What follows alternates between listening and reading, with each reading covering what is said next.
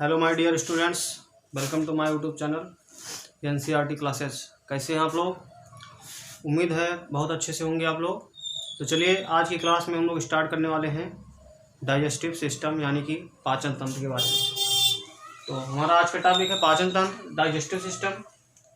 और सबसे पहले हमें ये जानना है कि पाचन क्या होता है, क्योंकि आप जानते हैं कि दैनिक जीवन में हमें कुछ काम करने के लिए एनर्जी की ज़रूरत होती है, ऊर्जा की ज़रूरत होती है।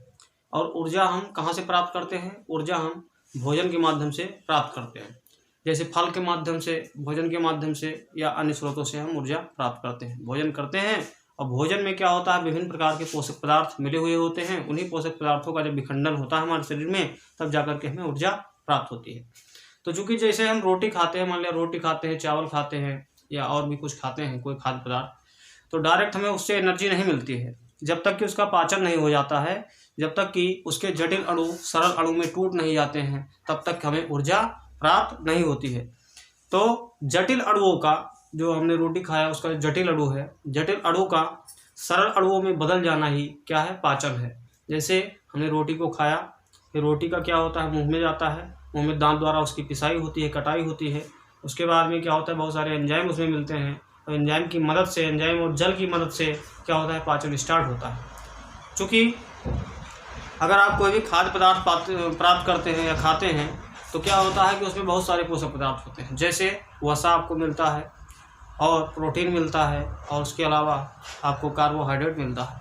ये 3 प्रकार के पोषक पदार्थ मुख्य रूप से मिलते हैं। तो ये पोषक पदार्थ जटिल फॉर्म में होते हैं, और जब ये सरल फॉर्म में, सरल अणु में बदल जाते हैं जाकर के हमारे आहार नाल के भाग में, तब हम कह सकते हैं कि हमारा पाचन हो गया है। तो सबसे पहले हमें ये जानना होगा कि जो हमारे पोषक पदार्थ हैं, जैसे कार्बोहाइड्रेट है, तो कार्बोहाइड्रेट जब ग्लूकोज में बदल जाता है तो हम कह सकते हैं कि हमारे कार्बोहाइड्रेट का पाचन हो चुका है। तो देखिएगा यहाँ पर जो कार्बोहाइड्रेट होता है,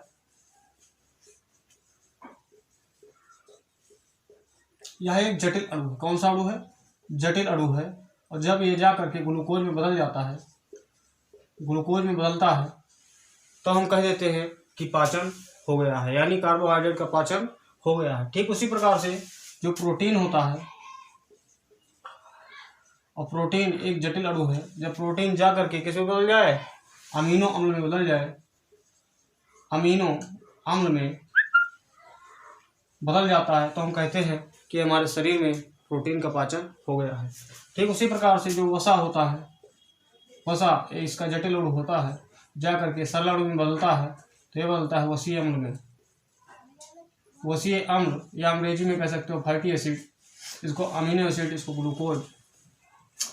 उसके बाद में जो आहार नाल, हमारा जो आहार नाल होता है, जहाँ पर हमारा पाचन होता है आहार नाल के प्रत्येक भाग में, तो जो पाचन की क्रिया संपादित होती है वो कहाँ पर संपादित होती है? हमारे शरीर के आहार नाल वाले भाग में संपादित होती है।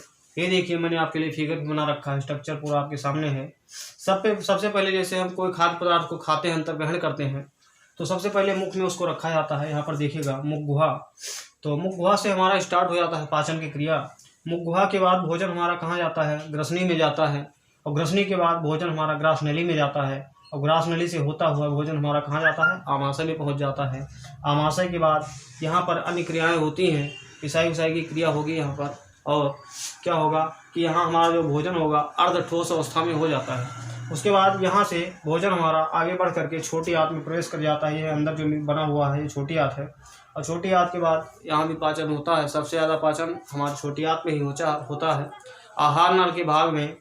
और उसके बाद में छोटी आंत के बाद में भोजन हमारा बड़ी आंत से होता हुआ, और एनस से यानी गुदा के माध्यम से होता हुआ जो उत्सर्जक पदार्थ है वो हमारे शरीर से बाहर निकल जाता है। तो इसी प्रक्रिया को हमें पढ़ना है कि कौन कौन सी प्रक्रिया है, और पाचन में कौन कौन से प्रकार के एंजाइम भाग ले रहे हैं। इसी चीज़ को हम लोगों को डिटेल में जानना है।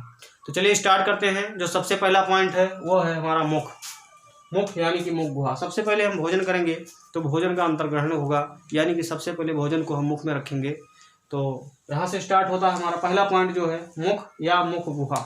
तो आप जानते हैं कि हमारे मुख गुहा के अंतर्गत बहुत सारे अंग पाए जाते हैं, जैसे कि हमारे मुख में ही दांत पाया जाएगा, जीभ पाया जाएगा, और लार ग्रंथियाँ पाई जाएंगी, है ना। तो सबसे पहले बात करेंगे दांत की। तो जो दांत होता है खासकर मनुष्यों में अगर बात किया जाए तो मनुष्य में 4 प्रकार के दांत पाए जाते हैं। कितने प्रकार के? 4 प्रकार के दांत पाए जाते हैं। पहला जो होता है कृंतक है। कृंतक को अंग्रेजी में इंसीजर कहा जाता है, तो इंसीजर यहाँ पर लिख दिया मैंने। दूसरा जो है रत्नक है, रत्नक यानी कि कैनाइन, और कैनाइन के बाद में तीसरा जो है अग्रचर्वणक यानी प्रीमोलर, और उसके बाद में चौड़क दांत जिसे मोलर कहा जाता है। तो इस दांतों को हमें थोड़ा डिटेल में पढ़ना होगा इन दांतों को। तो पहला पॉइंट आप लोग देख लें, बना लीजिए। पहला पॉइंट जो है कृंतक, कृंतक यानी कि इंसीजर। जो कृंतक प्रकार का जो दांत होता है वह दांत मनुष्यों में शाकाहारियों में पाया जाता है। किसी में पाया जाता है? शाकाहारियों में पाया जाता है।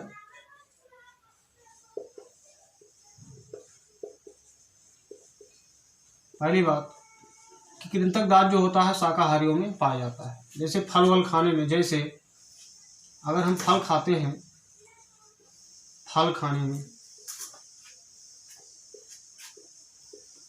या किसी चीज को काटने में, किसी वस्तु को काटने में हम इन्हीं दांतों का प्रयोग करते हैं। और जैसे गाय है, गाय, तो गाय के घास चरने में इन्हीं दांतों का प्रयोग किया जाता है। किन दांतों का? कृंतक दांतों का प्रयोग किया जाता है घास चरने में। दूसरी बात, ये हमारे आगे वाले दांत होते हैं, ठीक आगे वाले दांत होते हैं, बिल्कुल आगे वाले, तो इसीलिए इनको स्माइलिंग टीथ भी कहा जाता है। क्या कहा जाता है? कृंतक दांतों को क्या कहा जाता है? Smiling teeth. स्माइलिंग,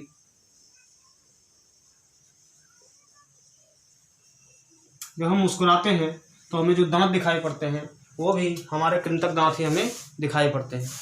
अगली बात, ये जो कृंतक दांत होते हैं ये क्या होते हैं? कुछ जंतुओं में बढ़ने की प्रवृत्ति रखते हैं। कुछ जंतुओं में क्या होता है? बढ़ने की प्रवृत्ति रखते हैं। जैसे कि 2 जंतु हैं, आपके सामने मैं पेश करता हूँ। पहला जो जंतु है चूहा है और दूसरा गिलहरी। चूहा और गिलहरी ये दोनों क्या करते हैं कि कोई भी वस्तु होगा तो उसको हमेशा काटते पीटते रहते हैं, काटते ही रहते हैं, कुतरते रहते हैं। क्यों? क्योंकि इनमें भी कृंतक प्रकार के दांत पाए जाते हैं और ये दांत हमेशा इनके बढ़ते रहते हैं। तो जब इनके दांत बढ़ते रहते हैं हमेशा, तो अगर ये कुतरेंगे नहीं, काटेंगे नहीं कोई चीज़, तो क्या होगा? इनके दांत बढ़ते जाएंगे और एक समय ऐसा आ जाएगा कि इनका मुंह ही खुलना बंद हो जाएगा। और अगर मुंह खुलना बंद हो जाएगा तो ये भोजन नहीं कर पाएंगे, और भोजन नहीं कर पाएंगे तो इनकी मृत्यु हो जाएगी। इसीलिए स्वाभाविक है कि ये क्या करते रहते हैं? हर चीज़ को काटते रहते हैं कि इनके दांत ज़्यादा इंक्रीज ना हो पाए, ज़्यादा मात्रा में बढ़ ना पाए। ठीक है।